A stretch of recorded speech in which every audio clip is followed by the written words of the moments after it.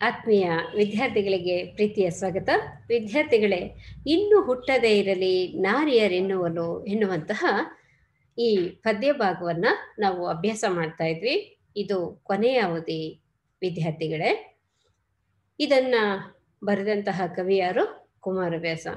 ಕುಮಾರವ್ಯಾಸ ಕವಿ ಬರೆದಿರ್ತಕ್ಕಂತಹ ಕೃತಿಯಾದ ಕರ್ನಾಟ ಭಾರತ ಕಥಾಮಂಜರಿಯ ವಿರಾಟ ಪರ್ವದ 3ನೆಯ ಸಂಧಿಯಿಂದ ಆಯ್ದುಕೊಂಡಂತಹ ಪದ್ಯವೇ ಇನ್ನೂ ಹುಟ್ಟದೇ ಇರಲಿ ನಾರಿಯರೆನ್ನುವಲು ಎನ್ನುವಂತಹ ಪದ್ಯ ವಿದ್ಯಾರ್ಥಿಗಳೇ. ಇದರ ಮುಂದುವರಿದ ಭಾಗವನ್ನ ಈಗ ನೋಡೋಣ.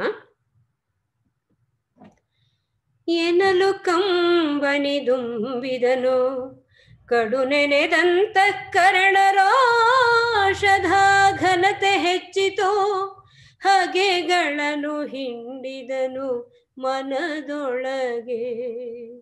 ತನು ಪುಳಕ ಉಬ್ಬರಿಸಿ ಮೆಲ್ಲನೆ ವನಿತೆಯನ್ನು ತೆಗೆದೊಪ್ಪಿದನು, ಕಂಬನಿದೊಡೆದನು ಸೆರಗಿನಲಿ ಕಲಿಭೀಮ ಮಾನಿನಿಯ. ಎನಲು ಕಂಬನಿದುಂಬಿದನು ಕಡು ನೆನೆದಂತ ಕರಣ ರೋಷದ ಘನತೆ ಹೆಚ್ಚಿತು, ಹಗೆಗಳನ್ನು ಹಿಂಡಿದನು ಮನದೊಳಗೆ. ತನು ಪುಳಕ ಉಬ್ಬರಿಸಿ ಮೆಲ್ಲನೆ ವನಿತೆಯನ್ನು ತೆಗೆದೊಪ್ಪಿದನು, ಕಂಬನಿಯದೊಡೆದನು ಸೆರಗಿನಲಿ ಕಲಿಭೀಮ ಮಾನಿನಿಯ. ಕಂಬನಿಯದೊಡೆದನು ಸೆರಗಿನಲಿ ಕಲಿಭೀಮ ಮಾನಿನಿಯ. ಹಿಂದಿನ ಪದ್ಯದಲ್ಲಿ ದ್ರೌಪದಿ ಭೀಮನನ್ನ ಚೆನ್ನಾಗಿ ಛೇಡಿಸಿದ್ಲು. ಯಾಕಂದ್ರೆ ನಿನ್ನಂತಹ ಗಂಡರು ಏತಕ್ಕೆ ಭೂಮಿಪಾಲದ ವಂಶದಲ್ಲಿ ಏತಕ್ಕೋಸ್ಕರ ಹುಟ್ಟಿದ್ರಿ? ಕಾಲಯವನೇ ಕೆರಳಿ ನಿಂತರೂ ಕೂಡ ಅವನನ್ನು ಮೆಟ್ಟಿ ನಿಂತು ಗೆಲ್ಲುವಂತಹ ಬಿಲ್ವಿದ್ಯಾ ಸಾಮರ್ಥ್ಯ, ಗದಾಯುದ್ಧ ಸಾಮರ್ಥ್ಯ ಎಲ್ಲವೂ ನಿಮ್ಗಿದ್ರೂ ಕೂಡ ನೀವು ಒಬ್ಬ ಹೆಣ್ಣನ್ನ ಆಳೋದಕ್ಕೆ ಸಾಧ್ಯವಾಗದೇ ಇರ್ತಕ್ಕಂಥ ಅಸಹಾಯಕರಾಗಿದ್ದೀರಾ. ಕೂಳು ಗೇಡಿಂಗ್ ಒಡಲ ಹೊರವಿರೆ ಭೂಮಿ ಪಾಲ ವಂಶದಳೇಕೆ ಉದಿಸಿದಿರಿ ಅಂತ ಹೇಳಿ ಬೈತಾಳೆ. ನನ್ನಂತಹ ಹೆಣ್ಣು ಮಕ್ಕಳು ಇನ್ನು ಮುಂದೆ ಹುಟ್ಟುವುದೇ ಬೇಡ, ಭೀಮನಂತಹ ಗಂಡಂದಿರು ಕೂಡ ಹುಟ್ಟುವುದು ಬೇಡ. ನನ್ನಂತಹ ರೀತಿಯಲ್ಲಿ ಪಾಂಡವರಂತಹವರ ರೀತಿಯಲ್ಲಿ ಸಂಪನ್ನ ದುಃಖಿಗಳಾರು ಅನ್ನುವಂತಹ ರೀತಿಯಲ್ಲಿ ಚೆನ್ನಾಗಿ ಅವಳ ಭೀಮನನ್ನ ರೋಷಾವೇಶ ಉಕ್ಕಿ ಹರಿಯುವಂತಹ ರೀತಿಯಲ್ಲಿ ಬೈತಾಳೆ. ಯಾಕಂದ್ರೆ ಒಳಗಡೆ ನಿಜವಾಗಿ ಕೂಡ ಅವನಲ್ಲಿ ಅಂತಹ ಮಮಕಾರ ಪ್ರೀತಿ ಇತ್ತು. ನಂಬ್ಕೊಂಡು ಬಂದಿದ್ಲು, ಎಲ್ಲರಲ್ಲೂ ಮಿಡುಕುಳ್ಳ ಗಂಡವನು ಈತ ಅಂತ ಹೇಳಿ. ಇಲ್ಲಿ ನಂಬಿದಂತಹ ಗಂಡ ಇಲ್ಲಿ ಯಾವಾಗ ಅಣ್ಣನ ಆಜ್ಞೆಗೋಸ್ಕರ ಕಾಯುವಂತಹ ಮಾತನ್ನ ಹೇಳ್ದ, ಆಗ ಅವಳಿಗೆ ತಡ್ಕೊಳಕ್ಕಾಗ್ಲಿಲ್ಲ. ತನ್ನ ಮನಸ್ಸಿನಲ್ಲಿ ಇರ್ತಕ್ಕಂತಹ ಎಲ್ಲ ರೋಷ ಆವೇಶಗಳನ್ನ, ತನ್ನ ಮನದ ಆರ್ತನಾದವನ್ನ, ನೋವನ್ನ, ಅಸಹಾಯಕತೆಯನ್ನ ಆಕೆ ಹೇಳ್ಕೊಂಡ್ಳು. ಮತ್ತೆ ತನ್ನ ಜೀವನದಲ್ಲಿ ಘಟಿಸಿದಂತಹ 3 ಪ್ರಧಾನವಾದಂತಹ ಅವಮಾನಗಳನ್ನು ಕೂಡ ಜ್ಞಾಪಿಸ್ಕೊಳ್ತಾಳೆ. ಮಂದೆಗೆಳೆಸಿದ ಪಾಪಿ ಕೌರವನೊಂದು, ಕೌರವ ದುರ್ಯೋಧನ ಅವತ್ತು ತುಂಬಿದ ರಾಜಸಭೆಗೆ ಎಳಿಸಿ ನನ್ನನ್ನು ವಸ್ತ್ರಾಪಹರಣ ಮಾಡಿಸ್ತಾ, ಮತ್ತೆ ಅರಣ್ಯವಾಸದಲ್ಲಿ ಇದ್ದಂತಹ ಸಂದರ್ಭದಲ್ಲಿ ಸೈಂಧವ ಬಂದು ನನ್ನನ್ನು ಎಳೆದು ಅವಮಾನ ಮಾಡೋದಕ್ಕೆ, ಮುಂದಲೆ ಹಿಡಿದು ಎಳೆದು ಅವಮಾನ ಮಾಡೋದಕ್ಕೆ ಪ್ರಯತ್ನ ಪಟ್ಟ. ಆ ನಂತರ ಈ ಕೀಚಕ ನಾಯ ಕಾಲಲ್ಲಿ ಇಂದು ನಾನು ನೊಂದಿದ್ದೇನೆ, ಈ 3 ಬಾರಿ ಬಂದಂತಹ ಭಂಗವೇ ಸಾಕು, ಹಾಗೆ ಹೀಗೆ ಅಂತ ಹೇಳಿ ಯಾವಾಗ ಅವಳು ಚೆನ್ನಾಗಿ ರೋಷ ವೇಷಕ್ಕೆ ಒಳಗಾಗಿ ಬೈತಾಳೋ, ಪಾಪಿಗಳಿರೋ ಅಪಕೀರ್ತಿಗಳಕ್ಕಿರಲ್ಲ ತೋಳ ಹೊರೆ ನಿಮಗೇಕೆ, ಭೂಮಿ ಪಾಲ ವಂಶದಳು ಉದಿಸಲೇತಕ್ಕೆ ಅನ್ನುವಂಥ ರೀತಿಯಲ್ಲಿ ಯಾವಾಗ ಬೈತಾಳೆ, ಆ ಬೈದಂತಹ ಬೈಗಳಕ್ಕೆ ಅವನಿಗೆ ಒಳಗಡೆ ಇರ್ತಕ್ಕಂತಹ ರೋಷ ಎದ್ದು ಹೊರಗಡೆ ಬರ್ತಾ ಇದೆ. ಏನಾದ್ರು ಕಂಬನಿ ದುಂಬಿದನು, ಅಪ್ಪ ದ್ರೌಪದಿ ನಿಂಗೆ ಇಷ್ಟೊಂದು ನೋವಾಗ್ತಾ ಇದೆಯಾ? ನಮ್ಮನ್ನ ಇಷ್ಟೊಂದು ಬೈಯುವಷ್ಟು, ನಮ್ಮನ್ನ ಇಷ್ಟು ಹೀಯಾಳಿಸುವಷ್ಟು ನಿನ್ನ ಮರ್ಯಾದೆ ನೀ ಹಾಳಾಗ್ತಾ ಇದೆಯಾ? ನಿಜವಾಗಿಯೂ ನಾವು ಭೂಮಿಪಾಲ ವಂಶದಲ್ಲಿ ಹುಟ್ಟಬಾರ್ದಿತ್ತು ಅನ್ನುವಂತಹ ಮಟ್ಟಕ್ಕೆ ನಿನಗೆ ನಮ್ಮ ಅಸಹಾಯಕತೆ ಅಥವಾ ನಮ್ಮ ಷಂಡತನವನ್ನು ನೀನು ಹೇಳ್ತಾ ಇದ್ದೀಯ. ಅಂದ್ರೆ ಗಂಡರೋ ಬಂಡರೋ ಅನ್ನುವಂತಹ ಬಂಡತನದ ಮಾತಾಡ್ತಾ ಇದ್ದೀರಾ. ಜೊತೆಗೆ ಕೂಳು ಗೇಡಿಂಗ್ ಒಡಲ ಹೊರವಿರಿ ಅಂದಾಗ ನಿಜವಾಗ್ಲೂ ಇಲ್ಲಿ ನೀವು ಪೌರುಷ ವಿಹೀನವಾಗಿ ವರ್ತಿಸ್ತಿದ್ದೀರಾ ಅನ್ನುವಂತಹ ರೀತಿಯಲ್ಲಿ ಅವಳು ಯಾವಾಗ ಬೈತಾ ಇದ್ದಾಳೆ. ನಿಜವಾಗ್ಲೂ ಕುಮಾರವ್ಯಾಸ ಕವಿ ಎಷ್ಟು ಸೊಗಸಾಗಿ ಇಲ್ಲಿ ಪದಗಳನ್ನ ಬಳಸಿ ಆ ಭಾವನೆಗಳಿಗೆ ಜೀವ ತುಂಬಿದ್ದಾನೆ. ಒಂದು ರಸವತ್ತಾದಂತಹ ಒಂದು ಸಸಿಯನ್ನು ಚಿವುಟಿದ್ರೆ ಹೇಗೆ ರಸ ಬರುತ್ತೋ ಹಾಗೆ ಆ ನವಿರಾದ ಭಾವನೆಗಳ ಪುಟಿಯುವಿಕೆಯಲ್ಲಿ ಇದೆ. ಆ ಒಂದು ಅಳುವುದು, ನಗುವುದು ಎಲ್ಲ ಪಾತ್ರಗಳಿಗೆ ಜೀವಂತಿಕೆಯನ್ನು ತುಂಬಿದ್ದಾನೆ ವಿದ್ಯಾರ್ಥಿಗಳೇ ಇಲ್ಲಿ. ಈಗ ಭೀಮನ ತನ್ನ ಕಣ್ಣಲ್ಲಿ ನೀರನ್ನು ತುಂಬಿಕೊಳ್ತಾ ಇದ್ದಾನೆ ದ್ರೌಪದಿಯ ಈ ಎಲ್ಲ ಬೈಗುಳಗಳನ್ನ ಕೇಳಿ. ಯಾಕಂದ್ರೆ ಇವಳಿಗೆ ಇಷ್ಟು ನೋವಾಗಿದೆ, ಇವಳ ಅಸಹಾಯಕ ಪರಿಸ್ಥಿತಿಯನ್ನ ನನ್ನ ಮುಂದೆ ಹೇಳ್ಕೊಂಡ್ರು ಕೂಡ, ವಿಷ ಕುಡಿತೀನಿ ಅಂದ್ರೂ ಕೂಡ ನಾನು ಮನುಷ್ಯ ವಿಹೀನವಾಗಿ ವರ್ತಿಸಿದಾಗ ಇವಳು ಅಂದಿದ್ದ ಮಾತುಗಳೆಲ್ಲ ಅವನಿಗೆ ಒಂದು ರೀತಿಯಲ್ಲಿ ಕಂಬನಿ ಮಿಡಿಯುವಂತಹ ರೀತಿಯ ದುಃಖ, ಉನ್ಮಾದ ಅವನಲ್ಲಿ ಹೆಚ್ಚಾಗುತ್ತೆ. ಹಾಗಾಗಿ ಕಡು ನೆನೆದ ಅಂತಃಕರಣ, ಅವನ ಹೃದಯದ ಅಂತಃಕರಣ ಹೆಚ್ಚಾಗ್ತಾ ಇದೆ. ಅಯ್ಯೋ ದ್ರೌಪದಿ ಅನ್ನುವಂತಹ ರೀತಿಯಲ್ಲಿ ರೋಷದ ಜ್ವಾಲೆ ಹೆಚ್ಚಾಗಿ ರೋಷದ ಘನತೆ ಹೆಚ್ಚಿತು. ರೋಷಾಗ್ನಿ ಜ್ವಾಲೆ ಅಂತ ಹೇಳ್ತಾ ಇದ್ದಾರೆ ಇಲ್ಲಿ. ರೋಷದ ಘನತೆ ಅಂತ ಹೇಳ್ತಾ ಇದ್ದಾರೆ. ಆ ರೋಷಕ್ಕೂ ಒಂದು ಘನತೆಯನ್ನು ಕೊಟ್ಟಿದ್ದಾನೆ ಕವಿ ಕುಮಾರವ್ಯಾಸ. ಯಾಕಂದ್ರೆ ಇದುವರೆಗೂ ರೋಷ ಇದ್ರೂ ಕೂಡ ಒಂದು ರೀತಿ ಹದಿಮಿಟ್ಕೊಂಡಿದ್ದ. ಈಗ ಆ ಘನತೆವೆತ್ತಂತಹ ರೋಷವನ್ನ ಈಗ ಹೆಚ್ಚಿಸ್ಕೊಳ್ತಾ ಇದ್ದಾನೆ. ಈ ಹೌದು, ಎಷ್ಟೇ ಪ್ರೀತಿ ಇದ್ರೂ ನೀತಿ ಬಿಡಬಾರ್ದು ಅನ್ನುವಂತಹ ಸಾಲಿದೆ ಅಲ್ವಾ. ಹಾಗೆ ಇಲ್ಲಿ ಅವನಲ್ಲಿ ಎಷ್ಟೇ ರೋಷ ಇದ್ರೂ ಕೂಡ ಅಣ್ಣನ ಆಜ್ಞೆ ಎನ್ನುವಂತಹ ಗೆರೆಯನ್ನ ದಾಟಬಾರ್ದು ಅನ್ನುವ ಒಂದು ಆಜ್ಞಾನುವರ್ತಿಯಾಗಿ ಬಂದಿಯಾಗಿ ರಾಯನಾಜ್ಞೆಯ ಕಣ್ಣಿಯಲ್ಲಿ ಬಿಗಿ ಹೊಡೆದವು ಅಂತ ಕಾಂತೆ ಕೇಳೆಂದ ಅಂತ ಹೇಳಿದ್ದ ಅಲ್ವಾ. ಅಣ್ಣನ ಆಜ್ಞೆಯಲ್ಲಿ ದನಗಳು ಕಣ್ಣಿಲಿ ಕಟ್ಟಿರ್ತಾರಲ್ಲ, ಹಳ್ಳಿ ಕಡೆ ಮಕ್ಳಿಗೆ ನಿಮಗೆ ಗೊತ್ತಿರುತ್ತೆ, ಕಣ್ಣಿ ಕಳ್ಚೋ ಅಂತ ಹೇಳ್ತಾರಲ್ಲ. ಹಾಗೆ ಇಲ್ಲಿ ಇವನು ಕಣ್ಣಿಯಲ್ಲಿ ಬಂಧಿತನಾಗಿದ್ದ, ಈಗ ಕಣ್ಣಿ ಕಳಚ್ಕೊಳ್ಳುವಂತಹ ಮಾತನಾಡ್ತಾನೆ ನೋಡ್ರಿ ಮುಂದೆ. ರೋಷದ ಘನತೆ ಹೆಚ್ಚಿತು, ಹಾಗೆಗಳನ್ನು ಹಿಂಡಿದನು ಮನದೊಳಗೆ. ನಿಮ್ಗೆ ಬಟ್ಟೆ ಹಿಂಡಕ್ ಗೊತ್ತಿದೆ ಅಲ್ವಾ ವಿದ್ಯಾರ್ಥಿಗಳೇ? ಎಂತಹ ಸಾಧಾರಣವಾದ ಪದ ನೋಡಿ ಇಲ್ಲಿ. ಬಟ್ಟೆನ ಚೆನ್ನಾಗಿ ಒಗೆದು ಜಾಲ್ಸಿ ಹಿಂಡಿದಾಗ ಏನಾಗುತ್ತೆ, ನೀರೆಲ್ಲ ಹೊರಗಡೆ ಬರುತ್ತೆ. ಹಾಗೆ ಇವನ ಮನಸ್ಸಿನಲ್ಲಿ ಇರ್ತಕ್ಕಂತಹ ಹಾಗೆಗಳನ್ನೆಲ್ಲ ಚೆನ್ನಾಗಿ ಹಾಕಿ ಹಿಂಡ್ತಾ ಇದ್ದಾನೆ. ಬಟ್ಟೆ ಹಿಂಡ್ದಂಗೆ ಹಿಂಡ್ಕೊಳ್ತಾ ಇದ್ದಾನೆ. ತನ್ನ ಮನಸ್ಸಿನಲ್ಲಿ ಇರ್ತಕ್ಕಂತಹ ಎಲ್ಲ ದ್ವೇಷದ ಅಂಶಗಳನ್ನ, ಈ ಹಿಂದೆ ಹೇಗೆ ನಾವು ಎಲ್ಲಿ ಹುಟ್ಟಿದ್ವಿ, ಯಾವ ರೀತಿ ಅವಮಾನಕ್ಕೆ ಒಳಗಾಗಿದ್ವಿ ಕೌರವರಿಂದ, ದ್ರೌಪದಿಗೆ ಆದಂತಹ ಅವಮಾನಗಳು ಎಲ್ಲವೂ ಈಗ ದ್ರೌಪದಿ ಹೇಳಿದ್ದಾಳೆ. ಹಾಗಾಗಿ ಅವನ ಮನಸ್ಸಿನಲ್ಲಿ ನನ್ನ ಬದುಕಿನ ಮೂಲ ಉದ್ದೇಶ ಅಂದ್ರೆ ಆ ದುರ್ಯೋಧನನ್ನ ಕೊಲ್ಲುವಂಥದ್ದು, ಮತ್ತೆ ದುಶಾಸನನನ್ನ ಸಂಹಾರ ಮಾಡಿ ಅವನ ರಕ್ತವನ್ನ ಇವಳ ತಲೆಗೆ ಹಚ್ಚಿ ಅವಳ ಎಲುಬುಗಳನ್ನ ಬಾಚಣಿಗೆಯಾಗಿ ಇಸ್ಕೊಂಡು ಬಾಚುವಂಥದ್ದು. ಇಂತಹ ಎಲ್ಲ ಅವಳ ಒಂದು ವಿಚಾರಕ್ಕೋಸ್ಕರ ಪ್ರತಿಜ್ಞೆ ಮಾಡಿರ್ತಕ್ಕಂತಹನೇ ಭೀಮ. ಆ ಎಲ್ಲ ವಿಚಾರಗಳು ಈಗ ಜ್ಞಾಪಕಕ್ಕೆ ಬರ್ತಾ ಇದೆ, ಮನಸ್ಸಲ್ಲಿ ಹಿಂಡ್ಕೊಳ್ತಾ ಇದ್ದಾನೆ. ಹೌದು, ಭೀಮಾಲಾಪ ಅನ್ನುವಂತಹ ಪದ್ಯದಲ್ಲಿ ಅವನು ಎಷ್ಟು ಒಂದು ಸಂಯಮದಿಂದ ವರ್ತಿಸೋ ಪ್ರಯತ್ನ ಪಟ್ಟರು ಕೂಡ ಅನ್ನ ಕುದಿಯುವ ಹಾಗೆ ಅವನ ಮನಸ್ಥಿತಿಗಳು ಕುದಿತಾ ಇರುತ್ತೆ. ಅದನ್ನೇ ಇಂದಿನ ನಾಗರಿಕ ಸಮಾಜವು ಕೂಡ ಏನೆಲ್ಲ ಇವತ್ತಿನ ರಾಜಕೀಯ ಪರಿಸ್ಥಿತಿಯಲ್ಲಿ ವಿಡಂಬನಾತ್ಮಕವಾದಂತಹ ವಿಚಾರಗಳನ್ನ ಕಂಡ್ರೂ ಕೂಡ ಕಂಡು ಕಾಣದ ಹಾಗೆ, ಇದ್ದು ಇಲ್ಲದವರ ಹಾಗೆ, ವಿದ್ಯಾವಂತರಾಗಿ ಕೂಡ ನಾವು ಎಷ್ಟೋ ಬಾರಿ ಬದುಕ್ತಾ ಹೋಗ್ತಾ ಇದ್ದೀವಿ. ಅಂತಹ ರೀತಿಯಲ್ಲಿ ಇಲ್ಲಿ ಭೀಮನು ಕೂಡ ಭೀಮಾಲಾಪದಲ್ಲಿ ಇರ್ತಾ ಇದ್ದ ಅನ್ನುವಂಥದ್ದನ್ನ ಜಿ ಎಸ್ ಶಿವರುದ್ರಪ್ಪನವರು ತಮ್ಮ ಆ ಒಂದು ಕವಿತೆಯಲ್ಲಿ ಹೇಳಿದ್ದಾರೆ ವಿದ್ಯಾರ್ಥಿಗಳೇ. ಇಲ್ಲಿ ಅವನ ಎಲ್ಲ ಹಗೆಗಳನ್ನ ಹಿಂಡ್ಕೊಳ್ತಾ ಇದ್ದಾನೆ, ಎಲ್ಲ ನೆನಪಿಸ್ಕೊಳ್ತಾ ಇದ್ದಾನೆ. ಇನ್ನೇನಾಗುತ್ತೆ, ಗೊತ್ತಾಗುತ್ತೆ ಅಷ್ಟೇ ತಾನೆ, ಗೊತ್ತಾದ್ರಾಗ್ಲಿ ಅನ್ನುವಂತಹ ರೀತಿಯಲ್ಲಿ ಅಜ್ಞಾತವಾಸ ಮುಗಿಸಿ ಆ ಯುದ್ಧಕ್ಕೋಸ್ಕರ, ಕುರುಕ್ಷೇತ್ರ ಯುದ್ಧಕ್ಕೋಸ್ಕರ ಕಾಯ್ತಾ ಇರುವಂತಹ ಹೆಬ್ಬುಲಿಯ ರೀತಿಯಲ್ಲಿ ಅವನ ಮನಸ್ಸು ಈಗ ಸನ್ನದ್ಧವಾಗ್ತಾ ಇದೆ. ಹಾಗೆಗಳನ್ನೆಲ್ಲ ತನ್ನ ಮನಸ್ಸಿನಲ್ಲಿ ಹಿಂಡ್ಕೊಳ್ತಾ ಇದ್ದಾನೆ. ಮನದೊಳಗೆ ತನು ಪುಳಕ ಉಬ್ಬರಿಸಿ, ತನು ಅಂದ್ರೆ ಶರೀರ ಉಬ್ಬಿ ಬರ್ತಾ ಇದೆ. ನಮಗೆ ಸಂತೋಷ ಹೆಚ್ಚಾಗಿದ್ರೆ ಒಂದು ಮಗುವನ್ನ ಬಾಚಿ ತಪ್ಕೊಂಡು ಮುತ್ತಿಡ್ತೀವಲ್ವಾ, ಹಾಗೆ ಇಲ್ಲಿ ಹೆಂಡತಿಯ ಮೇಲೆ ಪ್ರೀತಿ ಹೆಚ್ಚಾಗಿ ತನ್ನ ಶರೀರವನ್ನು ಪುಳಕಿಸಿಕೊಂಡು ಹೋಗಿ ದ್ರೌಪದಿ ಬಳಿ ಹೋಗಿ ಮೆಲ್ಲನೆ ಅವಳನ್ನ ಅಪ್ಪಿಕೊಳ್ತಾ ಇದ್ದಾನೆ. ವನಿತೆ ಅಂದ್ರೆ ಹೆಣ್ಣು, ಯಾರು ಇಲ್ಲಿ? ದ್ರೌಪದಿಯನ್ನ ಮೆಲ್ಲನೆ ತಬ್ಬಿಕೊಂಡು ತೆಗೆದಪ್ಪಿದನು, ಅಪ್ಪಿಕೊಳ್ತಾನೆ. ಕಂಬನಿ ಒರೆಸ್ತಾನೆ.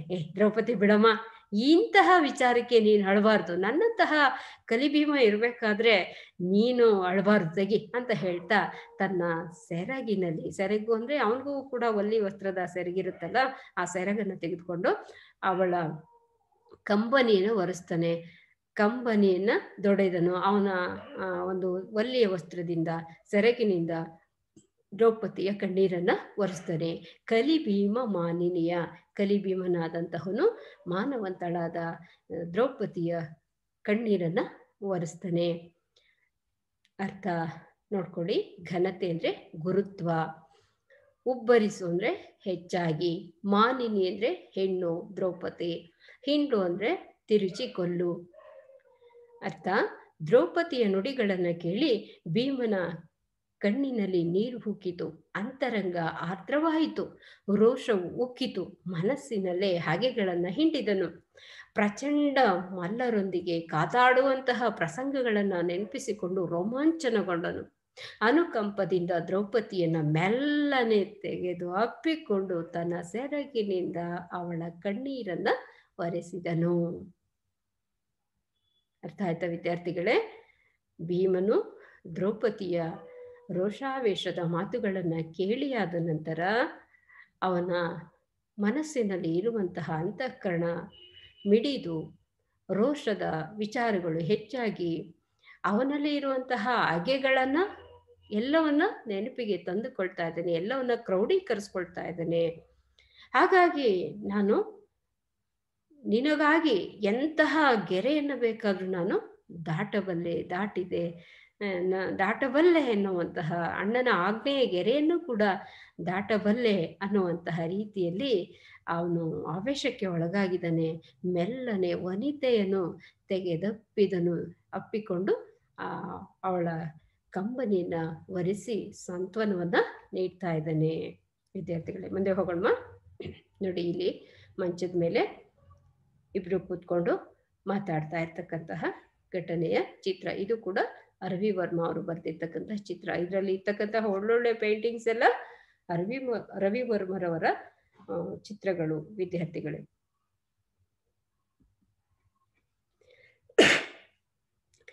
ಕುರುಳನೇ ವರೆಸಿದನು, ಗಲ್ಲವನೊರೆಸಿ ಮುಂಡಾಡಿದನು, ಮಂಚದ ಹೊರೆಯ ಗಿಂಡಿಯ ನೀರಿನಲ್ಲಿ ತೊಳೆದನು ಮುಖಾಂಬುಜವ. ಹರಸಿ ಬಿಡು ಬಿಡು ಕಾತಿಯನು ವಿಸ್ತರಿಸಲೇ ಕೆಮ್ಮಣ್ಣನಾಜ್ಞೆಯ ಗೆರೆಯ ದಾಟಿದೆನು ಹೋಗೆಂದನ ಭೀಮ.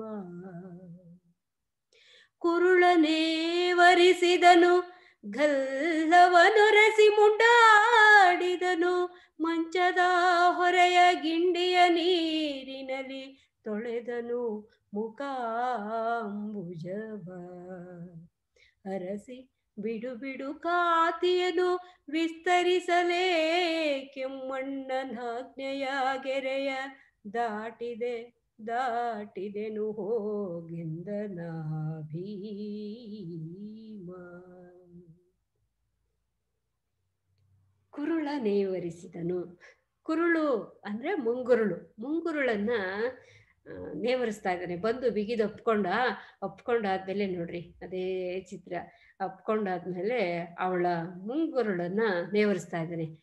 ಈಗ ತಲೆಯನ್ನ ನೇವರಿಸಿ ಹೆಂಡತಿಯನ್ನ ಪ್ರೀತಿ ಮಾಡುವಂತಹ ಒಂದು ವಾತ್ಸಲ್ಯಮಯವಾದಂತಹ ಒಂದು ಪ್ರೀತಿಯಿಂದ ಆತ ಆಕೆಯನ್ನ ಪ್ರೀತಿಯಿಂದ ಸಾಂತ್ವನವನ್ನ ಕೊಡ್ತಾ ಇದ್ದಾನೆ, ಸಾಂತ್ವನದ ನುಡಿಗಳನ್ನ ಹೇಳ್ತಾ ಇದ್ದಾನೆ, ಸಂತೈಸ್ತಾ ಇದ್ದಾನೆ.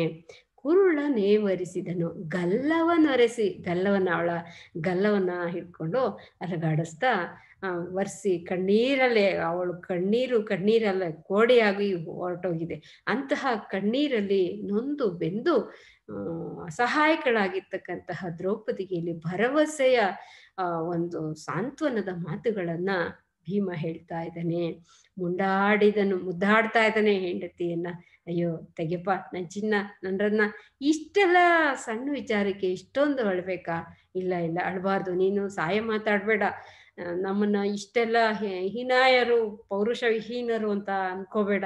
ಖಂಡಿತ ನಿನ್ನ ಮಾತನ್ನ ನಾನು ನೆರವೇರಿಸ್ಕೊಡ್ತೀನಿ. ನಿನ್ನ ಮಾನರಕ್ಷಣೆಯ ಹೊಣೆ ನನ್ನದು ಖಂಡಿತ ದ್ರೌಪದಿ ಅಂತ ಹೇಳ್ತಾ, ಮಂಚದ ಹೊರೆಯ ಗಿಂಡಿಯ ನೀರಿನಲ್ಲಿ ತೊಳೆದನು ಮುಖಾಂಬುಜವ. ಅಲ್ಲಿ ಮಂಚದ ಮೇಲೆ ಎಚ್ಚರವಾದ್ರೆ ನೀರು ಬೇಕಾಗುತ್ತಲ್ಲ ಕುಡಿಯೋದಕ್ಕೆ, ಅದರಲ್ಲಿ ಒಂದು ಚಿಕ್ಕ ತಂಬಿಗೆಯಲ್ಲಿ ಗಿಂಡಿಯ ಹೊರೆಯ ಮಂಚದ ಹೊರೆಯ ಗಿಂಡಿಯ ಅಂದರೆ ಮಂಚದ ಸಮೀಪದಲ್ಲಿ ಇದ್ದಂತಹ ಒಂದು ಚಿಕ್ಕದಾದ ತಂಬಿಗೆಯಲ್ಲಿ ಗಿಂಡಿಯಲ್ಲಿ ನೀರನ್ನು ಇಟ್ಕೊಂಡಿದ್ದ ಅವನು.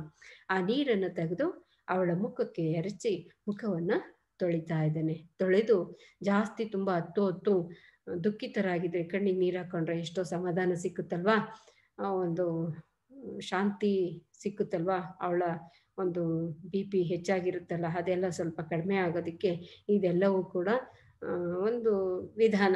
ಅವಳ ಮುಖಕ್ಕೆ ನೀರನ್ನು ಹಾಕಿ ಸಾಂತ್ವನ ಮಾಡ್ತಾ ಇದ್ದಾನೆ. ಗಿಂಡಿಯ ನೀರಿನಲ್ಲಿ ತೊಳೆದನು ಮುಖಾಂಬುಜವ. ಅಂಬುಜ ಅಂದರೆ ತಾವರೆ, ಮುಖ ತಾವರೆಯಂತಹ ಮುಖವನ್ನು. ಕವಿ ಎಂತಹ ಸಂದರ್ಭದಲ್ಲಿ ಕೂಡ ಅವನ ಈ ಪದಗಳ ಬಳಕೆ ಎಷ್ಟು ಚೆನ್ನಾಗಿದೆ. ಅಲ್ಲಿ ಹೇಳ್ತಾನೆ ಲತಾಂಗಿ ಕೇಳೆಂದ ಅಂತ, ಅಲ್ಲಿ ಕೂಡ ಇನ್ನೊಂದು ಕಡೆ ಹೇಳ್ತಾನೆ, ಇಲ್ಲಿ ಮುಖ ತಾವರೆಯಂತಹ ಮುಖವನ್ನ. ಅವಳತ್ತು ಅವಳಿಗೆ ಸ್ವರ್ಗಿ ಅವಳ ಪಾಡು ಅವಳಿಗಾಗಿದೆ. ಇಲ್ಲಿ ಹೌದು ತಾವರೆಯಂತಹ ಮುಖ ದ್ರೌಪದಿದಾಗಿದೆ. ಹಾಗಾಗಿ ಅವಳ ಮುಖವನ್ನ ಇಲ್ಲಿ ತೊಳಿತಾ ಇದ್ದಾನೆ ಯಾರು? ಭೀಮ. ಹರಸಿ ಬಿಡು ಬಿಡು ಖಾತಿಯನ್ನು. ಖಾತಿ ಅಂದ್ರೆ ಕೋಪ, ಸಿಟ್ಟು, ಕೋಪ. ಅರಸಿ ಅಂದ್ರೆ ಇಲ್ಲಿ ಯಾರು? ದ್ರೌಪದಿ. ಬಿಟ್ಬಿಡಮ್ಮ, ಬಿಟ್ಬಿಡ್ಬು ದ್ರೌಪದಿ, ಇಂತಹ ಸಿಟ್ಟು ಮಾಡ್ಕೋಬೇಡ. ವಿಸ್ತರಿಸಲೇಕೆ ಬಿಡಮ್ಮ, ಇಂತಹ ಚಿಕ್ಕ ಪುಟ್ಟದಕ್ಕೆಲ್ಲ ನೀನು ಇಷ್ಟೊಂದು ನೀನು ತಲೆ ಕೆಡಿಸ್ಕೋಬೇಡ. ನಿನ್ನ ವಿಚಾರಕ್ಕಿದು ದೊಡ್ಡದು, ಆದ್ರೆ ನನಗೆ ಇದು ಚಿಕ್ಕ ವಿಚಾರನೆ. ಯಾಕಂದ್ರೆ ಅಂತಹ ಬಲಾಢ್ಯನಾಗಿರ್ತಕ್ಕಂತಹ ನನಗೆ ಇದು ಮೀರುವಂತಹ, ಅಣ್ಣನ ಆಜ್ಞೆಯನ್ನ ಮೀರುವಂತಹ ವಿಚಾರ ಆಗಿದ್ರು ಕೂಡ ನಾನು ಅದನ್ನ ಮೀರ್ತೀನಿ. ಖಾತಿಯನ್ನು, ಸಿಟ್ಟನ್ನು ಬಿಟ್ಬಿಡು. ಇಷ್ಟೊಂದು ಸಿಟ್ಟು ಮಾಡ್ಕೊಂಡು ಬೈಬೇಡ. ವಿಸ್ತರಿಸಲೇಕೆ ಎಮ್ಮಣ್ಣನಾಜ್ಞೆಯ ಇಲ್ಲ.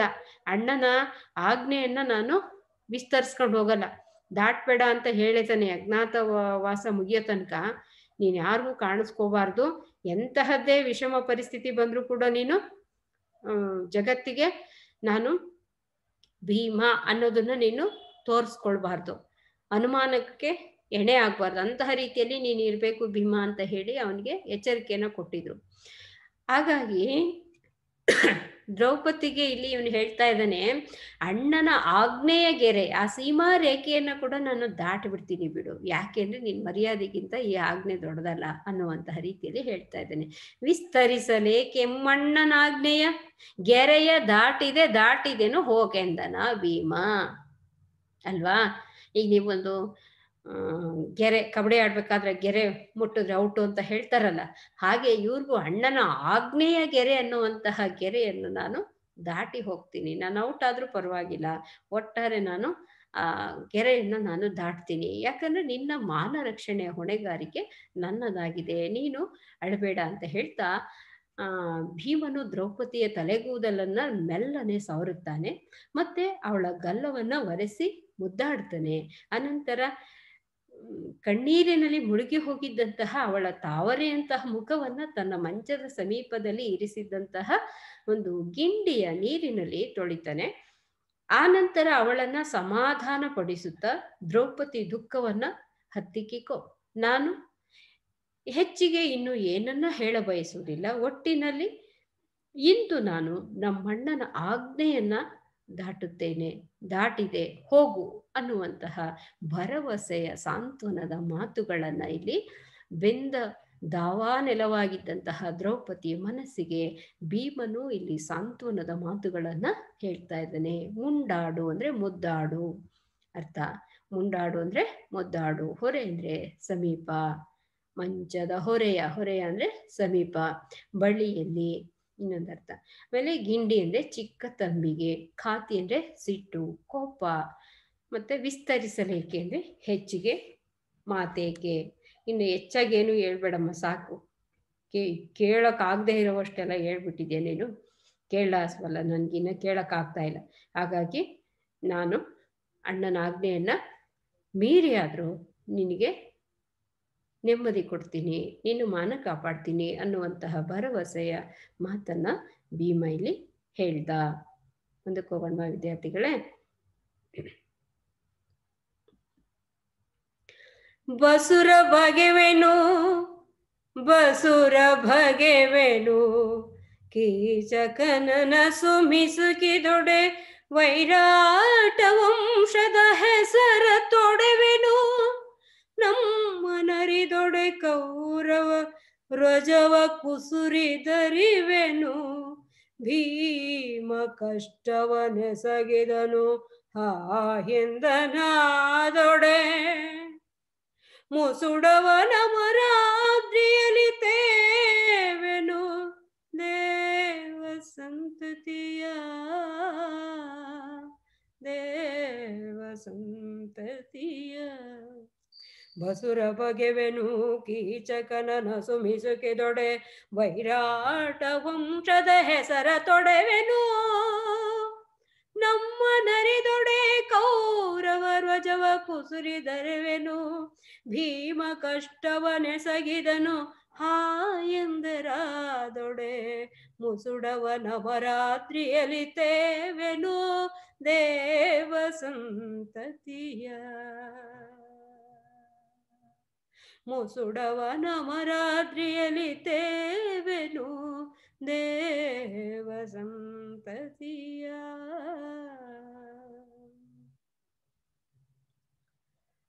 ಇಲ್ಲಿ ಬಸುರು ಅಂದ್ರೆ ಹೊಟ್ಟೆ, ಹೊಟ್ಟೆ ಬಗಿತೀನಿ. ಯಾರ್ದು? ಕೀಚಕಂದು.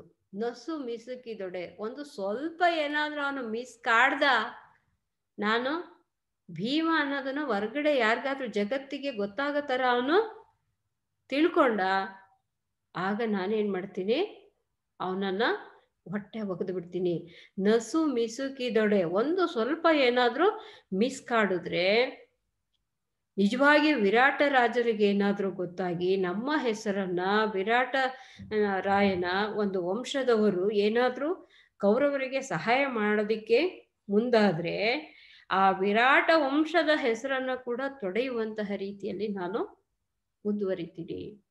ನಮ್ಮನ್ನೇನಾದ್ರೂ ಅವ್ರು ಅರ್ಥ ಮಾಡ್ಕೊಂಡು ಕೌರವರಿಗೆ ತಿಳಿಸಿದ್ರೆ ಕೌರವ ರಜವ ಕುಸುರಿದರಿವೆನು, ಕೌರವರನ್ನ ಕುಸುರಿದರಿವೆನು ಅಂದ್ರೆ ಸಣ್ಣ ಸಣ್ಣ ತುಣುಕುಗಳಾಗಿ, ಚಿಕ್ಕ ಚಿಕ್ಕ ತುಂಡುಗಳಾಗಿ ಅವರನ್ನ ಕತ್ತರಿಸ್ಬಿಡ್ತೀನಿ, ಪೀಸ್ ಪೀಸ್ ಮಾಡ್ಬಿಡ್ತೀನಿ ಅಂತ ಹೇಳ್ತಾರಲ್ಲ ಹಾಗೆ ಕೌರವ ರಜವನ್ನ ಅಣು ಅಣುವಾಗಿ ಕುಸುರು ಕುಸುರಿಯಾಗಿ ನಾನು ಕತ್ತರಿಸ್ಬಿಡ್ತೀನಿ.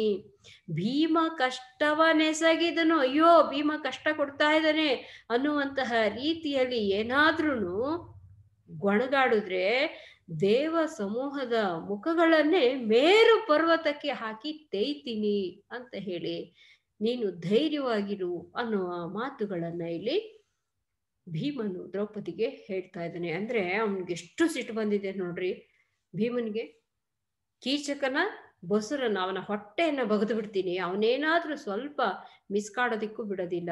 ಮತ್ತೆ ನಮ್ಮನ್ನೇನಾದ್ರೂ ವಿರಾಟರು ಏನಾದ್ರೂ ತಿಳ್ಕೊಂಡು, ವಿರಾಟ ರಾಜರು ವಿರಾಟ ವಂಶದವರು ಏನಾದ್ರೂ ತಿಳ್ಕೊಂಡು ಕೌರವರಿಗೆ ಸಹಾಯ ಮಾಡಿದ್ರೆ ಆ ಕೌರವರನ್ನ ಕೂಡ ಅಣು ಅಣುವಾಗಿ ತುಂಡು ತುಂಡಾಗಿ ಕತ್ತರಿಸಿ ಕುಸುರಿದರಿದು ಬಿಡ್ತೀನಿ. ಭೀಮ ಏನಾದ್ರೂ ಕಷ್ಟ ಕೊಡ್ತಾನೆ, ಅನ್ಯಾಯ ಮಾರ್ಗದಲ್ಲಿ ನಡೀತಾ ಇದ್ದಾನೆ ಅನ್ನುವಂತಹ ಮಾತನ್ನ ಏನಾದ್ರೂ ದೇವ ಸಂತತಿ ಎತ್ತಿದ್ರೆ ಅವರ ಮುಖವನ್ನ ಕೂಡ ನಾನು ಅಮರಾದ್ರಿ ಪರ್ವತಕ್ಕೆ ಹಾಕಿ ಸಾಣೆಕಲ್ ಮೇಲೆ ಗಂಧದ ಚಕ್ಕೆ ತೇಯ್ತಾರಲ್ಲ ಅಂತ ತೇಯ್ದು ಬಿಸಾಕ್ಬಿಡ್ತೀನಿ ಅಂತ ಹೇಳ್ತಾ ಇದ್ದಾನೆ. ಅಂದ್ರೆ ಅವನ ರೋಷಾಗ್ನಿ ಎಷ್ಟು ರೀತಿಯಲ್ಲಿ ಕುದಿತಾ ಇತ್ತು ಒಂದು ಹೆಂಡತಿಯ ಮಾನ ರಕ್ಷಣೆ ವಿಚಾರವಾಗಿ ಅನ್ನುವಂಥದ್ನ ನಾವಿಲ್ಲಿ ನೋಡ್ತೀವಿ ವಿದ್ಯಾರ್ಥಿಗಳೇ. ಬಗೆ ಅಂದ್ರೆ ಸೇಳು, ನಸು ಮಿಸುಕು ಅಂದ್ರೆ ಅಲ್ಪ ಸ್ವಲ್ಪ ಅಲುಗಾಡಿದ್ರು ಕೂಡ. ನಮ್ಮ ನರಿದೊಡೆ ಅಂದ್ರೆ ಈಗ ಅಜ್ಞಾತವಾಸದಲ್ಲಿರುವ ನಮ್ಮನ್ನ ಗುರುತಿಸಿದರೆ. ರಜ ಅಂದ್ರೆ ಸಮೂಹ. ಕುಸುರಿದರಿ ಅಂದ್ರೆ ಚೂರು ಚೂರಾಗಿ ಕತ್ತರಿಸು. ಮುಸುಡೆ ಅಂದ್ರೆ ಮುಖ, ಮೋರೆ. ತೇವೆನು ಅಂದ್ರೆ ತಿಕ್ಕುವೆನು, ಅರೆವೆನು. ಕೀಚಕನ ಎದೆಯನ್ನ ಸೀಳಿ ಹಾಕುತ್ತೇನೆ. ವಿರಾಟನ ವಂಶದವರು ಯಾವುದೇ ರೀತಿಯಲ್ಲಿ ವಿರೋಧಿಸಿದರೆ ಅವನ ವಂಶದ ಹೆಸರೇ ಉಳಿಯದಂತೆ ಅಳಿಸಿ ಹಾಕುತ್ತೇನೆ. ಕೀಚಕನ ಸಾವಿನಿಂದಾಗಿ ನಾವು ಇಲ್ಲಿರುವ ಸಂಗತಿ ಕೌರವರಿಗೆ ಏನಾದರೂ ತಿಳಿದರೆ ಕೌರವ ಸಮೂಹವನ್ನೆಲ್ಲ ಪುನಃ ಸೇರಿಸಿ ಬದುಕಿಸದಂತೆ ಸಣ್ಣ ಸಣ್ಣಗೆ ಕೊಚ್ಚಿ ಹಾಕುತ್ತೇನೆ. ಅನಂತರ ದೇವತೆಗಳು ನನ್ನ ಚರ್ಚೆಯನ್ನು ಒಪ್ಪದೆ, ಅಯ್ಯೋ ಭೀಮನು ಈ ಅಹಿತ ಕೆಲಸ ಮಾಡಿದ್ದಾನೆ ಎಂದು ಗೊಣಗಾಡಿದರೆ ಆ ದೇವ ಸಮೂಹವ ಮುಖವನ್ನೇ ನಾನು ಮೇರು ಪರ್ವತಕ್ಕೆ ಹಾಕಿ ತೆಗೆಯುತ್ತೇನೆ ಎಂದು ನೀನು ಧೈರ್ಯ ತಳೆ ಎನ್ನುವಂತಹ ಮಾತುಗಳಿಂದ ಭೀಮನು ದ್ರೌಪದಿಗೆ ಸಾಂತ್ವನದ ನುಡಿಗಳನ್ನು ಹೇಳುತ್ತಾನೆ. ವಿದ್ಯಾರ್ಥಿಗಳೇ, ಇಲ್ಲಿಗೆ ಒಟ್ಟು 16 ಸ್ಟ್ಯಾನ್ಸಾಗಳು ನಿಮ್ಗೆ ಏನಿಟ್ಟಿದ್ರು ಆ ಎಲ್ಲ ಪದ್ಯಗಳು ಇಲ್ಲಿಗೆ ಮುಗೀತು. ನೋಡಿ, ಪ್ರಾರಂಭದಿಂದ ಕೊನೆ ತನಕ ಒಬ್ಬ ಹೆಣ್ಣು ಚಾಕುಚಕ್ಯತೆಯಿಂದ ತನಗೆ ಒದಗಿದಂತಹ ಕಷ್ಟವನ್ನು ಹೇಗೆ ನಿವಾರಣೆ ಮಾಡಿಕೊಳ್ಳಬಲ್ಲಳು ಅನ್ನುವುದನ್ನು ನಾವು ತಿಳ್ಕೊಂಡ್ವಿ. ಅಂದ್ರೆ ಎಷ್ಟೇ ವಿಷಮ ಪರಿಸ್ಥಿತಿ ಆಗಿದ್ರು ಕೂಡ ಅವನನ್ನು ರೋಷ ಆವೇಶಕ್ಕೆ ಹಚ್ಚಿ ತನ್ನ ಮರ್ಯಾದೆಯನ್ನ, ತನ್ನ ಮಾನವನ್ನ ಕಾಪಾಡಿಕೊಳ್ಳುವಂತಹ ಕೆಲಸವನ್ನ ಇಲ್ಲಿ ದ್ರೌಪದಿ ಮಾಡ್ತಾಳೆ. ಅದು ಆಗಲೇಬೇಕಾಗಿದ್ದಂತಹ ಅತ್ಯನಿವಾರ್ಯವಾದಂತಹ ಕೆಲಸ ಕೂಡ. ಅದನ್ನೇ ಭಾರತೀಯ ಪರಂಪರೆಯಲ್ಲಿ ಸ್ತ್ರೀಯರ ಒಂದು ಶಕ್ತಿಯನ್ನ ಬಿಂಬಿಸಿ ಹೇಳ್ತಾ ಇರೋದು. ಯಾದೇವಿ ಸರ್ವಭೂತೇಶು ಶಕ್ತಿ ರೂಪೇಣ ಸಂಸ್ಥಿತ ನಮಸ್ತಸ್ಯೈ ನಮಸ್ತಸ್ಯೈ ನಮೋ ನಮಃ ಅಂತ ಹೇಳ್ತಾರೆ. ಹಾಗೆ ಇಲ್ಲಿ ಶಕ್ತಿ, ಆದಿಶಕ್ತಿಯಾಗಿ ಕೂಡ ದುರ್ಗೆ ಎಷ್ಟು ಚೆನ್ನಾಗಿ ಎಲ್ಲ ರಾಕ್ಷಸರನ್ನ ಕೂಡ ಸಂಹಾರ ಮಾಡ್ತಾಳೆ, ಮಹಿಷಾಸುರನ್ನ ಮರ್ದನೆ ಮಾಡ್ತಾಳೆ. ಹೀಗೆ ನಮ್ಮ ಪುರಾಣಗಳಲ್ಲಿ, ಇತಿಹಾಸಗಳಲ್ಲಿ ಕಷ್ಟ ಬಂದಂತಹ ಸಂದರ್ಭದಲ್ಲಿ ಹೆಣ್ಣು ಒಂದು ಒಳ್ಳೆ ಸದೃಢವಾದ ಸಂಕಲ್ಪವನ್ನ ಇಟ್ಕೊಂಡು ಒಳ್ಳೆ ಕೆಲಸ ಮಾಡಬೇಕು ಅಂದ್ರೆ ಅವಳಲ್ಲಿ ಆ ಶಕ್ತಿ ಇದೆ ಅನ್ನುವಂಥ ಆತ್ಮಸ್ಥೈರ್ಯವನ್ನ ತಂದ್ಕೊಂಡು ಮುಂದುವರೆದ್ರೆ ಖಂಡಿತ ಅವಳಿಗೆ ಗೆಲುವು ಸಿಕ್ಕುತ್ತೆ. ಇನ್ನೂ ಅಸಹಾಯಕಳಲ್ಲ, ಅಬಲೆಯಲ್ಲ, ತನ್ನನ್ನು ತಾನು ಕಾಪಾಡ್ಕೊಳ್ಬೇಕು ಅನ್ನುವಂತಹದನ್ನ ಹೇಳ್ತಾರೆ. ಅದಕ್ಕೋಸ್ಕರ ಇವತ್ತು ಸ್ತ್ರೀ ಶಿಕ್ಷಣಕ್ಕೆ ಹೆಚ್ಚಿನ ಒತ್ತನ್ನ ಕೊಟ್ಟಿರ್ತಕ್ಕಂಥದ್ದು. ದ್ರೌಪದಿಯನ್ನ ಮೊಟ್ಟ ಮೊದಲ ವಿಮರ್ಶಕಿ ಅಂತ ಹೇಳ್ತಾರೆ ನೋಡಿ ವಿದ್ಯಾರ್ಥಿಗಳೇ. ಅವಳು ಯಾರಿಗೂ ಬೇಳೆ ಬೇಯಿಸಕ್ ಹೋಗಲ್ಲ. ಅವನು ರಾಜ ಆಗಿರಬಹುದು, ಗಂಡ ಆಗಿರಬಹುದು, ಅಥವಾ ಇನ್ನೂ ಹಿರಿಕರೇ ಆಗಿರ್ಬೋದು. ಯಾಕಂದ್ರೆ ತಪ್ಪು ಹಿರಿಯರ್ದಾದ್ರೂ ತಿದ್ದಬೇಕು, ಗುಣ ವೈರಿದಾದ್ರೂ ಹೊಗಳಬೇಕು ಅಂತ ಹೇಳ್ತಾರಲ್ಲ. ಇಲ್ಲಿ ಮಾಡೋ ತಪ್ಪು ತಪ್ಪೆ.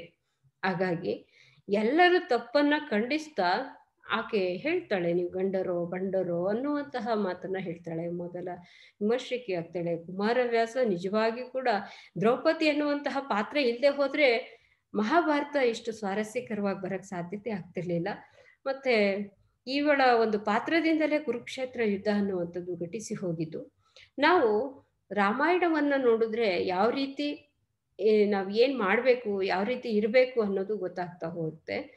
ಹಾಗೆ ಮಹಾಭಾರತವನ್ನ ನೋಡಿದ್ರೆ ಏನ್ ಮಾಡಬಾರ್ದು ಅನ್ನೋದು ಗೊತ್ತಾಗ್ತಾ ಹೋಗುತ್ತೆ.